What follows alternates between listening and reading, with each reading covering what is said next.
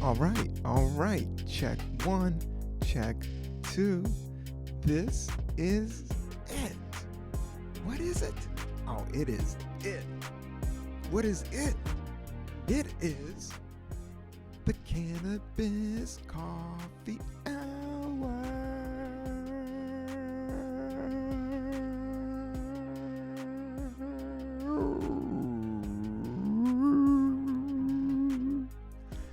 With your host, me, Rob Cantrell.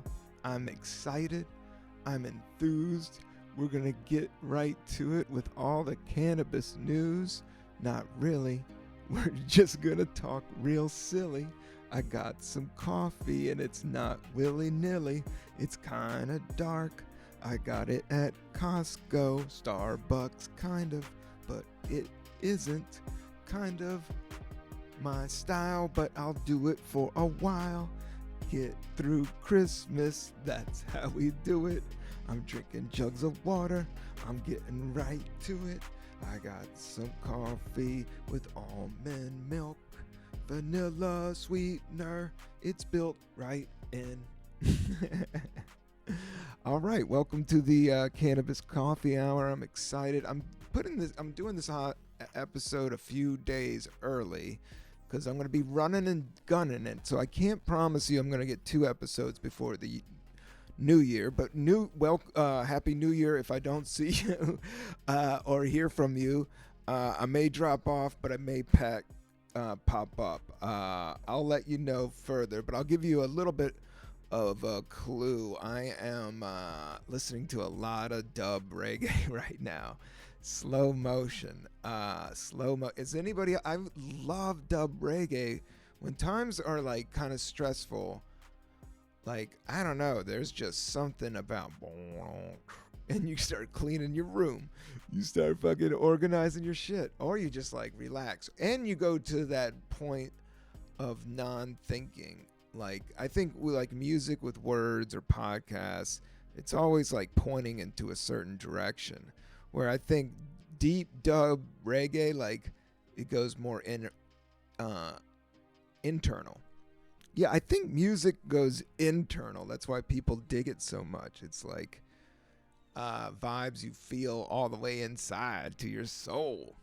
Rock and roll. Here with a cup of coffee, and this is the last. I had this Costco bean, it's good. I can't say it's not bad, and I've run it through the good old Chemex, the glass Chemex, with the paper filter to cut out the cholesterol. But I also got this like Mind Get Off Your Acid. Now, it doesn't taste that good, but at the end of the day, this is like a cold cup of coffee that was done really well. But then I put some vanilla oat milk in it, and then I put some of this Get Off Your Acid Mind, which is like lines up your stomach right. Like there's so much of our mood and vibration goes to our stomach. Are you guys on apple cider vinegar? That's what I've been doing. I don't even do the tablespoon. I do like 3 caps into a glass of straight water, and then I mix that up with a fork or a spoon, and then I drink. And I have to say, it feels good, and it tastes good. I mean, I don't know about taste. I don't know, it just kind of cleans you out like first thing in the morning, all that funk. And it is funk, so you got to clean the funk with the funk, the gut funk. It's all about getting your gut right. My gut feeling was to do another podcast and kind of line it up. And it's cold out, but the sun is out, and deep dub reggae is in effect. I'm drinking some cold coffee. Actually, that's delicious. Like cold, this tastes like pretty much chocolate milk right here. This is like yum. Especially after a little bit of Gelato 33. I just got one pre-roll, and this is the strain. And yeah, I haven't been smoking that hard. I've been taking it off. But that's why I kind of like jumping in and doing the podcast. And, getting to talk about all this funky dub reggae. I wrote down on my notes, talk about dub reggae, slow motion. Because when you do slow down, like all this meditation, all this Eckhart Tolle, all this like, mindfulness, it is just like controlling yourself to the point of being so mellow that, it doesn't mean you're not going to engage in bullshit, but how you react to the bullshit's going to be a lot different. So your life vibration goes in a different, it's all vibration. That's why I think, like, sometimes you're like, oh, turn this reggae off, but other times you're like, oh my God, this is like medicine, you know? Everything has a time and place. And right now it's getting towards Christmas time and Hanukkah time and Kwanzaa time, holiday time. But I'm on green time right now. I enjoyed some of this cannabis, and it's a real. I read about it. Let's just read about it. Gelato 33. Gelato 33 is a hybrid strain made from crossing Sunset Sherbet and Thin Mint Girl Scout cookies. Since its birth, a number of phenotypes have been released with their own unique attributes. One of them is Gelato 33. It is a balanced hybrid. Okay. It's pretty much just saying it's just that's what I thought. Energizing. This is that. And I fell upon this, and I thought it would be good to knock out a podcast, even though I don't know. There's like a biplane. Somebody's flying some weed from Mexico up here, because there's weed everywhere. But in New York, it has gotten weird, because they haven't really, implemented exactly where the legal. There's only like 23 to 35 like legal dispensaries, and I think most of them are in Manhattan. But as we develop this podcast, I'm gonna have to go and find those pretty soon, and we'll get some of those guys on the podcast and locate it, because it's just like this developing thing. Somebody just flipped the switch in New York City, and it hasn't been like this, but it hasn't been that big of a, like, I have to say, like, just the only thing you might see is somebody walking and being loud. But in terms of like between cigarette smoke and herb smoke, I'll take the herb smoke. Sometimes it's a little too loud, like in super public places. They need to designate like smoking areas and smoking trees and smoking neighborhood. I mean, that's how they do it in Amsterdam. It's just like coffee shop area, and this section of town is where this shit goes down. I always say, yeah, they should do that in Lower East Side. But I don't know. Now it's such a big business. America has a way of just freeing everything up and then figuring it out. So I think that's what's going on. So there's so much change going on, and these strains change going on. Now I do think it's going to get to like, as I would want, it would be like a single source farm that I trust, and it's getting there. Eventually it's going to get there. But I will say that I'm looking forward to doing more episodes. This is actually green. This is 199. One more. And I'm gonna try to do it, everybody. Actually, I'll sneak it. I'm actually going on vacation in Jamaica, so I'm gonna try to do it. And I go to this spot. I don't want to blow it up, but I may try to knock out a podcast from there. And I was trying to think, like, I've been to Jamaica a few times over the years, and cannabis has always been kind of legal and tolerated, and it's within the culture. So I had it pulled up. Yeah, there it is. Cannabis in Jamaica, the Wikipedia. It's always been around, and it's part of the culture, and but now, since it got decriminalized. I can't even say the word right. In 2015. So cannabis in Jamaica is illegal, but possession of small amounts has reduced to a petty offense in 2015. Cannabis is known as ganja. Internationally, cannabis consumption plays a prominent role in the nation's public image. being tied to cultural touchstones as Rastafari and reggae music. Ganja tourists have been welcome in the 21st century. Let's see.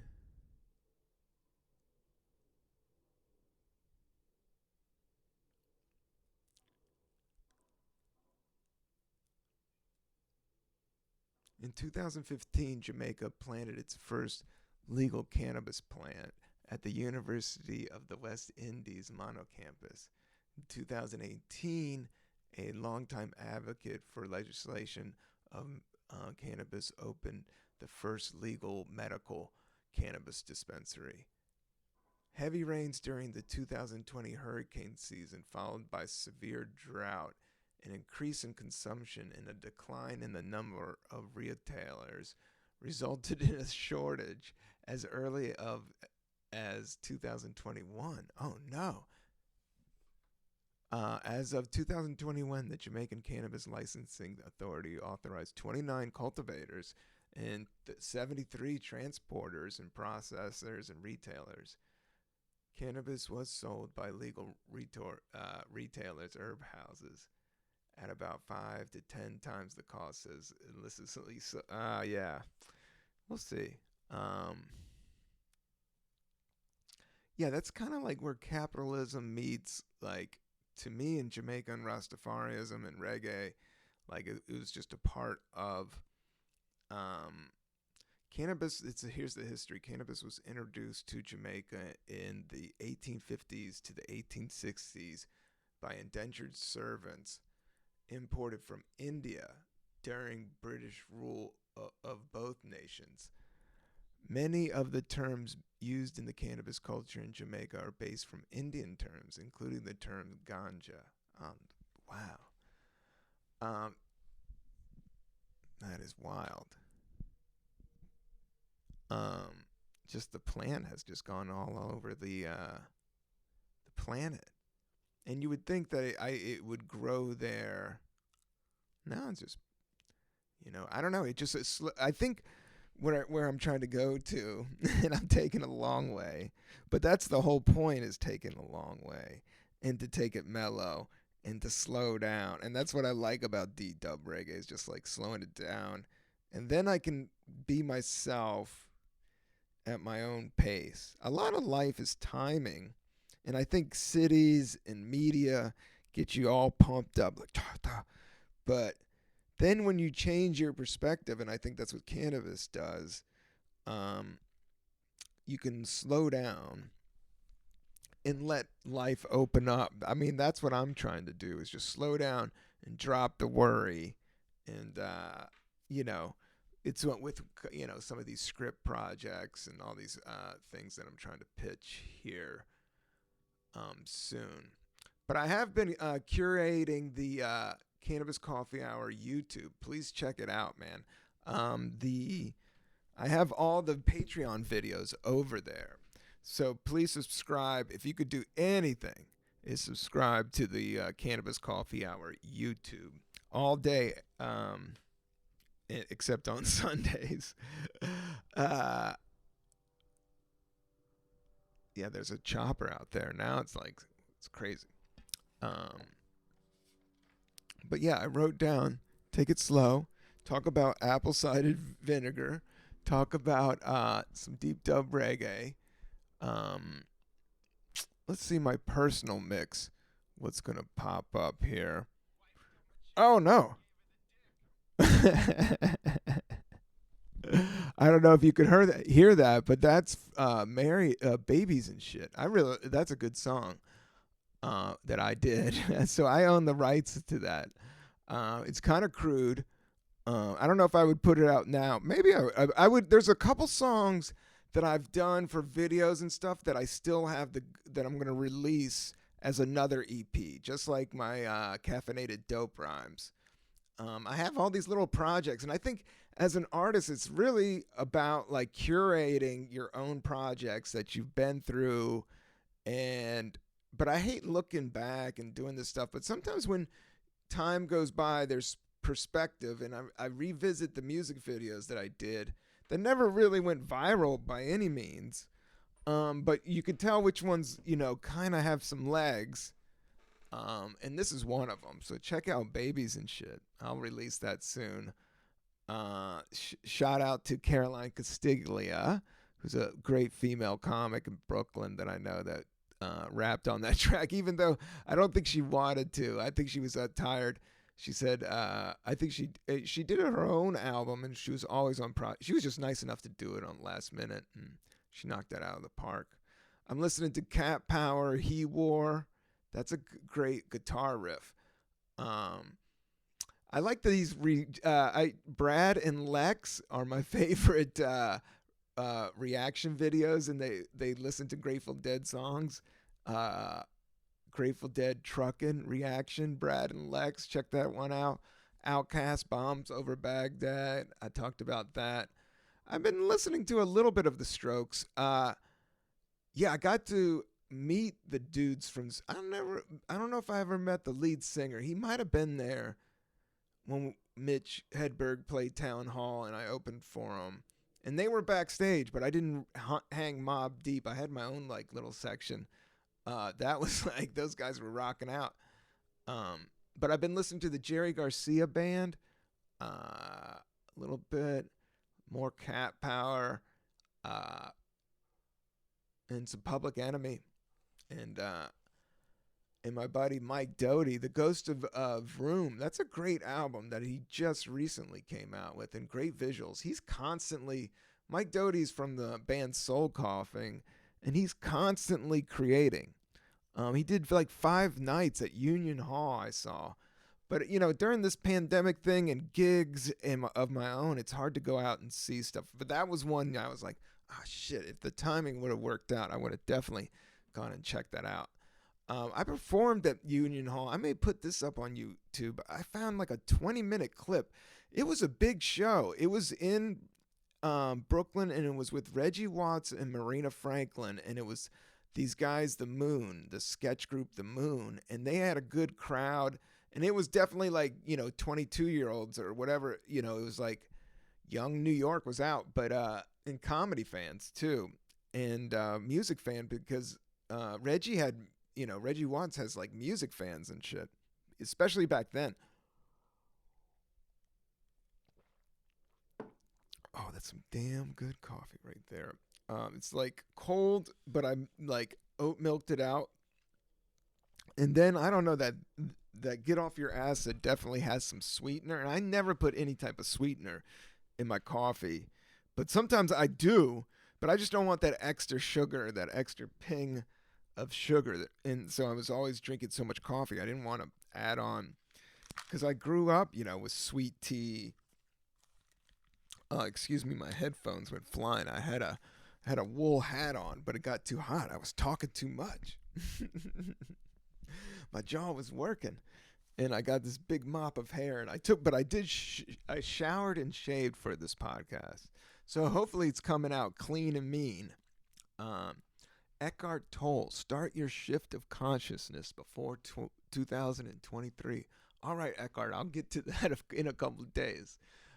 Be cool. I guess I totally feel that there's some type of shift in consciousness. But most of it's within yourself. Because I don't know, it's I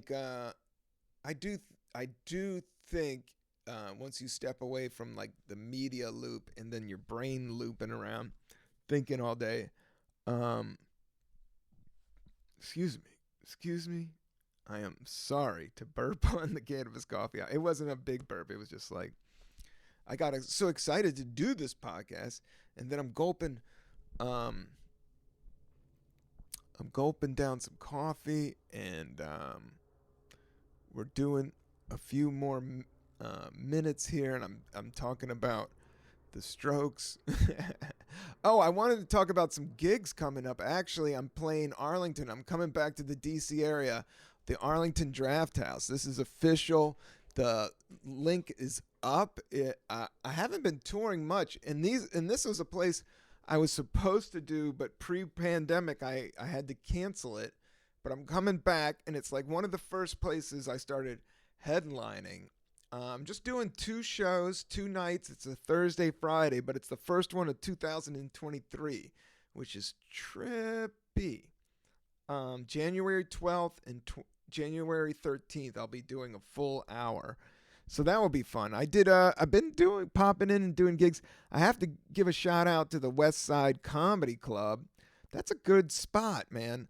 I would definitely check the lineups and see if you know anybody or Google whoever's on the lineup. But in terms of neighborhood, in terms of the restaurant upstairs, this is a great taco place. And it's right next to the Beacon. That was the trippy part. I did a stand-up comedy set, in a room of like 500, not 500, I mean like 50. And then I walked by the Beacon Theater with Jerry Seinfeld, was sold out. I think he's doing like a month of shows there, which is so dope, which is the ultimate. Just doing a simple theater. It's not simple. I mean, those gigs are big and it's high pressure because everybody's paying. I saw the crowd coming out and they were happy. They had a great time. It felt like, after a Mets game or something. It was so New York and so like big time. You could tell it was like the hot ticket in town, or one of them. I would definitely go to Jerry Seinfeld at the Beacon with my family. If I wasn't a stand-up comic running around constantly and tired and doing a podcast every week. But if somebody had a ticket and was like, yo, Rob, you want to go check this out? And I never check out stand-up comedy. I love music concerts. I was thinking about talking about that, like that energy I do miss. And I love seeing live concerts, live music.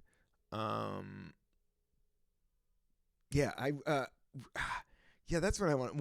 Like that Union Hall gig with Reggie Watts was big in Williamsburg. I literally lived above where the Apple Store is in Williamsburg. Now it's a big Apple Store. It was like a total bodega warehouse, New York thing, and I lived up there with like 8 roommates. But I performed all around there. But one of the other gigs I did was at the Knitting Factory, but it was before it was the Knitting Factory. And it was like this has got to be 2005, 2006. But I opened for DUB Trio, which is a dub, like heavy metal dub band. There was a couple bands that I was performing with. Lionize, my friend Joseph Yoon, who I need to have on this podcast. Fascinating cat. He managed bands, but now he's like a professional chef.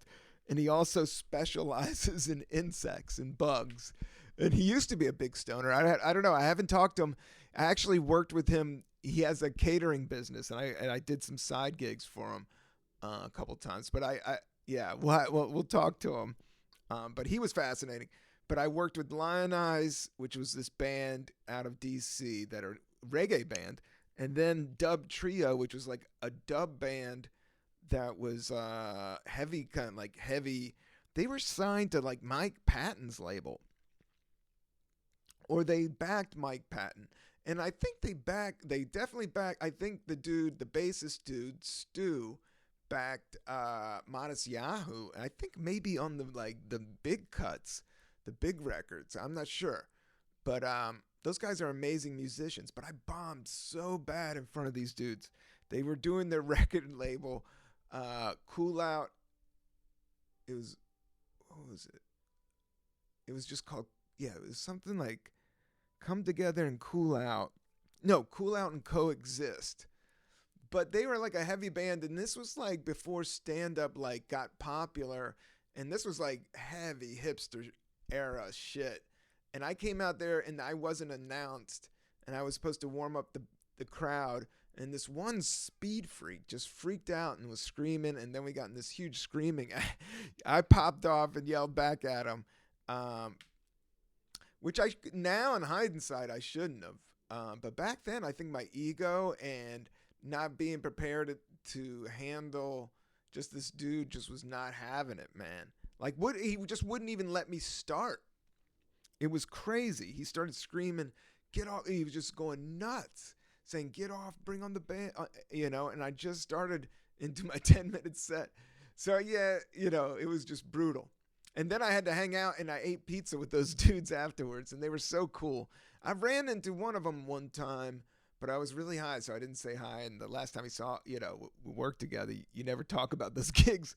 But now on this podcast, I was thinking, you know, um, about, I was just thinking about you got to just go through it. That's like the holidays, and not to talk of Christmas or the birth and death of, you just got to go through it.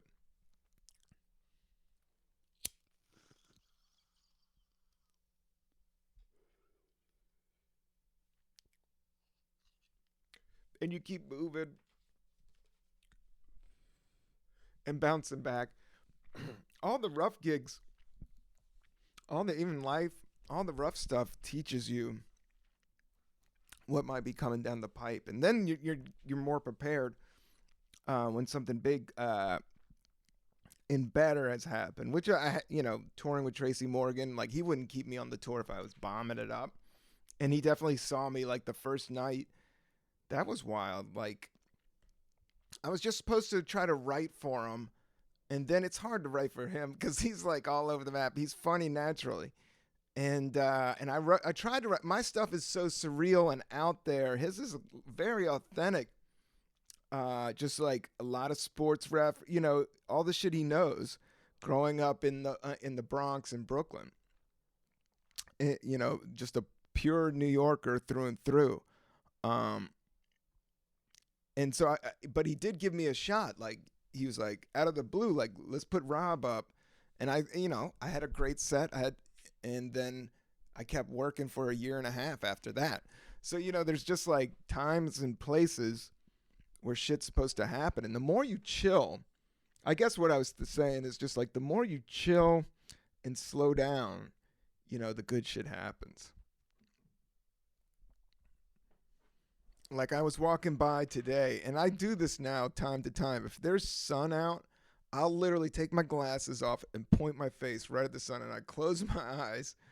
Especially, I don't stare in the sun, but I just let it hit right in my forehead, and that's been my power move, to get through. These. A lot of people are getting sick out there. I'm washing my hands and getting my hand sanitizer on. I got my mask. But I gotta do like 2 big travel trips. That's why I'm doing this. I gotta travel tomorrow. So this isn't gonna be a super long podcast. Um, this is just something to get through the holidays. This is a shot of apple cider vinegar and a chug of water. Put on some. This is the joint I was pumping. Actually, DUB, they have a great Instagram. Check out DUB.Reggae, man. They have it's just like deep dub trippy shit, man. That's on Instagram. And then on YouTube, I'm listening to Dub Hall of Fame, Roots Reggae Dub Mix, Highest Quality. The most crucial dubs from the Roots era. Promotional use only. Yeah, this looks like an old, like 12-inch. That's why, music in Jamaica is so dense. Every town has a sound system. So many musicians. And so many, that's where hip hop kind of comes from, is Jamaica. It's actually the DJ, from breakdancing days. Like, the DJ was the guy that had the whole sound system, man. So he was the coolest. And he knew the best beats. So the guy with the sound system knew the best beats. And every town, even growing up in D.C. and then in Virginia, in this little town, Buena Vista, Richie Seacrest, he was the big DJ. He had a Jeep. He would pump beats and play music at the high school. I loved hanging out, and I would come and hang out, and they set up, a mixer. My other friend had a mixer. My mom wouldn't buy me the mixer and the 2 turntables. She just didn't understand that, and it was too much money for a 12, 13-year-old boy, which is true. But I did know a dude that did, and then I knew an older cat that had a whole sound system and did gigs and shit. And I would pick out records, or I would move some crates. But yeah, I had a great 12-inch collection in terms of early hip hop. But then all these dub plates, like all these towns in Jamaica have bands and musicians and people with sound systems and making that low, when it's hot out, you just want that low tone, low, cool, mellow beat. And it does soothe your soul. But sometimes you want to rock and roll. You got to have a little bit of both.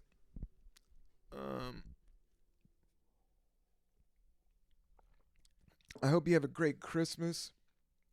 I hope you have a great Hanukkah. I hope you have a great Kwanzaa. I hope you have a great intergalactic universe. New Year's dance.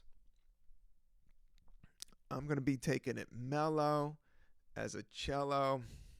I'm an old fellow. I'm not here to bellow. I'm not here to bark. But I like to spark a little weed in the park. So I'm out. Thanks for listening. Keep on glistening. And I'll be missing you. But I'll catch up next year. Maybe even sooner. But, I'm always a crooner. Ooh, la, la, la, la. Merry Christmas. Happy Hanukkah. Happy Kwanzaa. Smoke some herb out. Be nice to your dog, your cat, your mom, to your friends. Walk outside. Get sun in your face. Boom, boom.